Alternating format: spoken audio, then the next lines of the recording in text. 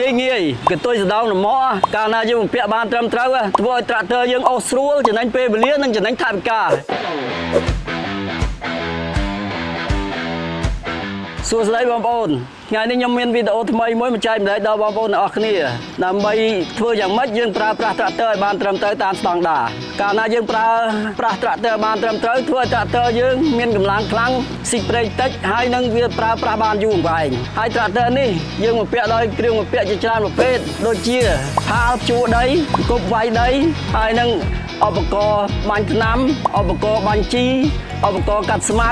ជាពិសេសនោះវាអាចបំពាក់នៅកន្ទុយសដងល្មមទុយសដងល្មមនេះវាមានសារៈសំខាន់ខ្លាំងណាស់បងប្អូនគេធ្វើមកវាមានរុន6សងខាងតម្រូវទៅតាមរមាក់យើងដឹកស្រូវដឹកដំឡូងឬមួយក៏ដឹកសម្ភារៈផ្សេងទៅតាមតម្រូវទៅតាមរមាក់យើងវាទាបហើយនឹងខ្ពស់កាលណារមាក់យើងទាបយើងសម្រាប់ទៅក្រោមកាលណាខ្ពស់យើងលើកឡើងលើហើយពេលដែលយើងលើកឡើងលើយើងត្រូវដកកន្លះនេះចេញហូតអាក់នេះចេញមកក្រៅហូតអាក់នេះចេញមកយើងលើកនេះឡើងមកលើមកហើយយើងសោកកន្លះនេះចូលទៅវិញសោកកន្លះនេះចូលទៅវិញហើយយើងខ្លះអាក់ហ្នឹងចូលទៅក្នុងនឹងវិញសោកកន្លះចូលទៅវិញទៅជាការស្រេចហើយបើកន្ទុយខាងក្រោយនេះយើងដាក់ក្បាលរមាក់ចូលមកយើងដកអាក់នេះសិនហើយបានយើងដាក់ក្បាលរមាក់ចូលទៅ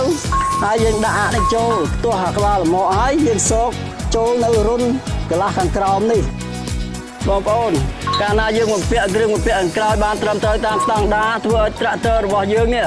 រត់ស្រួលស៊ីប្រេងតិចចំណេញពេលវេលាបើបងប្អូនមានចម្ងល់សូមតាក់ទងមកក្រុមការងារយើងខ្ញុំនឹងប្រឹក្សាជូនគ្រប់ពេលវេលាត្រាក់ទ័រ John Deere ជាទំនុកចិត្តរបស់លោកអ្នកនាំចូលនឹងចែកចាយផ្ដាច់មុខដល់ក្រុមហ៊ុន RMA Cambodia